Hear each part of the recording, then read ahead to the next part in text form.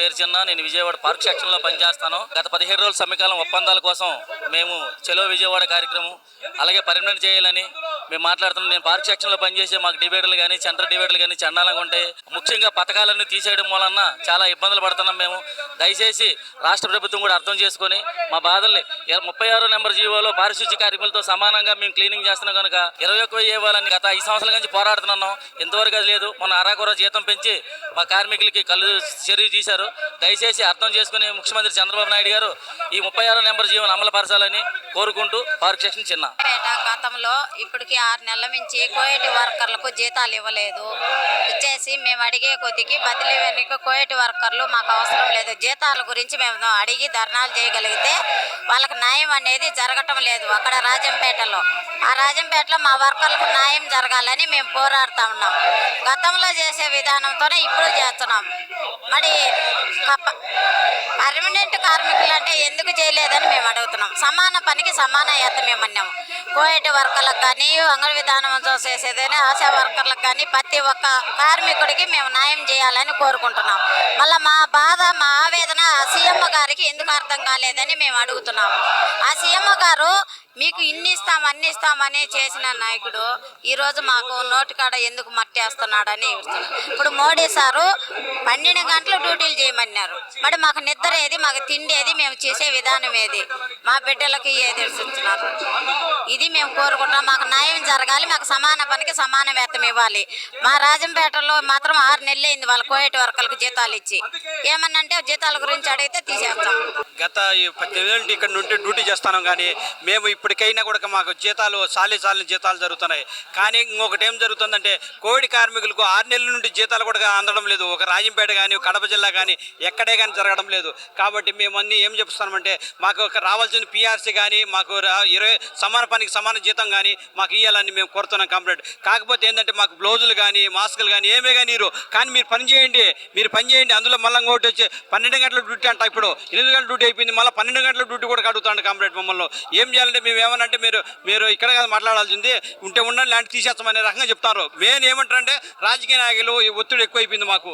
ఎందుకంటే వాళ్ళు ఏమంటారంటే ఉంటే ఉండండి లాంటి వెళ్ళిపోండి, మీరు కాకపోతే ఇంకొకరు వస్తారు అని చెప్తారు మమ్మల్ని. అది comrade K Nagabhushanam, AP municipal workers and employees federation రాష్ట్ర అధ్యక్షులు. ఈరోజు రాష్ట్ర ప్రభుత్వం మున్సిపల్ కార్మిక సమస్యల పరిష్కారంలో తీవ్రంగా ఈరోజు మున్సిపల్ కార్మికులు వేధిస్తూ ఉంది. ప్రధానంగా ఈరోజు మున్సిపల్ కార్మికులు 20-30 సంవత్సరాల పాటు ఈ సంస్థలకు సేవ చేసి 60 సంవత్సరాలు నిండినాయని పేరుతో ఈరోజు ఉద్యోగాల నుంచి తొలగిస్తడం జరుగుతూ ఉంది.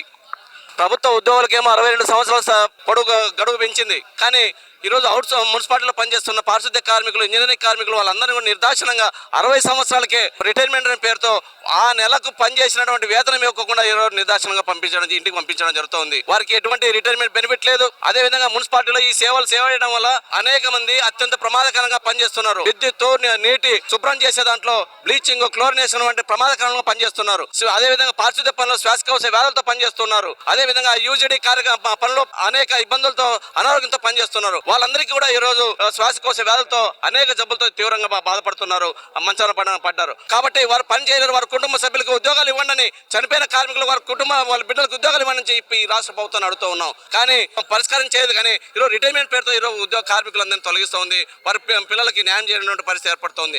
అదేవిధంగా 12వ పిఆర్సీ దాదాపు 3 సంవత్సరాలు అవుతోంది. పిఆర్సీ కమిటీనే ఇప్పటి వరకు కూడా ఈరోజు అనౌన్స్ చేసే పరిస్థితి లేదు, కమిటీ వేసే పరిస్థితి లేదు. కాబట్టి ఈ 3 సంవత్సరాల కాలంలో పిఆర్సీ వేతనాలు మున్సిపల్ కార్మికులు అందరూ కూడా చాలా కోల్పోయడం జరిగింది. వెంటనే పిఆర్సీ కంపెనీ వేయాలని సందర్భంగా ఆడుతూ ఉన్నాం. అదేవిధంగా మున్సిపాలిటీలో సేవలన్నీ కూడా శాశ్వత స్వభావం కలిగిన పనులన్నీ కూడా ఆ పనిలో ఎవరైతే పని చేస్తున్నారో వాళ్ళందరూ కూడా శాశ్వత ఉద్యోగులుగా ఈరోజు పనిచేయాలి. పనిచేస్తున్న మున్సిపల్ కార్మికుల్ని పర్మనెంట్ చేయకుండా ఈ రాష్ట్ర ప్రభుత్వం వెట్టి చాకరితో ఈరోజు చాలీ మేరతో ఇచ్చి పనిచేయించే పరిస్థితి ఏర్పడుతోంది. అదేవిధంగా కరోనా సమయంలో అదేవిధంగా విజయవాడ లాంటి ఇదో ఉపద్రవం వచ్చినప్పుడు అనేక పనిచేశారు, ప్రాణాలు త్యాగం చేసి పనిచేశారు. అట్లాంటి కార్మికులకి ఈరోజు వాళ్ళకి ఎటువంటి రక్షణ లేకుండా పనిచేసే పరిస్థితి ఏర్పడుతూ ఉంది. కాబట్టి వారందరినీ కూడా శాశ్వతంగా పనిచేస్తున్నారు. కాబట్టి ప్రమాదకరంగా పనిచేస్తున్న కార్మికులు ఉన్నారు. కాబట్టి వారందరినీ కూడా పర్మనెంట్ చేయమని ఈ రాష్ట్ర ప్రభుత్వాన్ని కోరుతూ ఉన్నాం. అందుకే ఈరోజు రాష్ట్ర వ్యాప్తంగా ఉన్న మున్సిపల్ కార్మికులందరూ కూడా ఈరోజు చలో విజయవాడ పేరుతో ధర్నా చౌకీలో పెద్ద ఎత్తున ధర్నా చేస్తున్నాం. ఇప్పటికైనా రాష్ట్ర ప్రభుత్వం అసెంబ్లీ సమావేశాల ముగింపు లోప వెంటనే మున్సిపల్ కార్మిక సమస్యలు పరిష్కారం చేయాలి. లేని పక్షాన మా ఉద్యమం రాష్ట్ర వ్యాప్తంగా కార్మిక సంఘాలందరినీ కూడా కలుపుకొని ఆ రకంగా ఉద్యమం ఉధృతం చేస్తాం.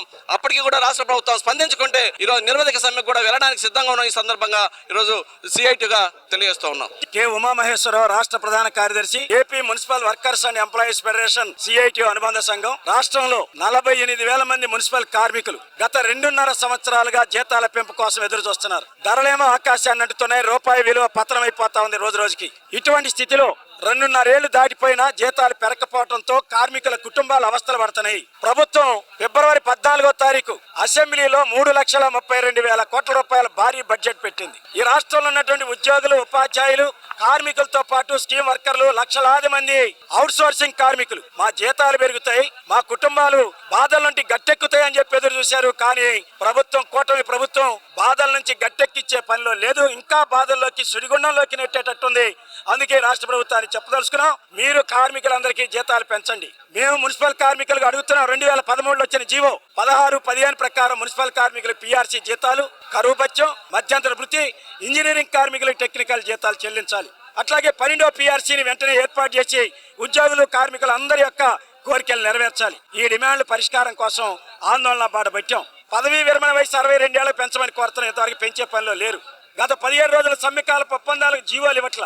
రాష్ట్రంలో వేలాది మంది NMRలు, బదిలీ కార్మికులు, కోవిడ్ కార్మికులు, అడిషనల్ వర్కర్స్, ఎంబుక్ కార్మికులు, క్రాప్ డ్రైవర్లు అతి తక్కువ జీతాలతో పస్తులతో బతుకుతున్నారు మున్సిపాలిటీల్లో. మున్సిపల్ కార్మికులు దేవుళ్ళు, దేవతలని బిరుదులు ఇస్తున్నారు. మాకు ఆ బిరుదులొద్దు, మా ఉద్యోగాలు పర్మనెంట్ చేయండి, సమాన పని సమాన జీతం ఇవ్వండి అనేది మా డిమాండ్. దానికోసం ఈ రోజు చలో విజయవాడ నిర్వహిస్తున్నాం. ప్రభుత్వం సానుకూలంగా స్పందించి జీతాలు పెంచి సమస్యలు పరిష్కరిస్తే సరి, లేని పక్షంలో రాబోయే రోజుల్లో కలిసి వచ్చే సంఘాలను కలుపుకొని అవసరమైతే రాష్ట్ర వ్యాప్త ఉద్యమాన్ని ఉధృతం చేయడం, చిట్ట చివరిగా నిరవధిక సమ్మె కలటానికి కూడా మేము వెనకాడబోమని రాష్ట్ర ప్రభుత్వాన్ని హెచ్చరిస్తా ఉన్నాం.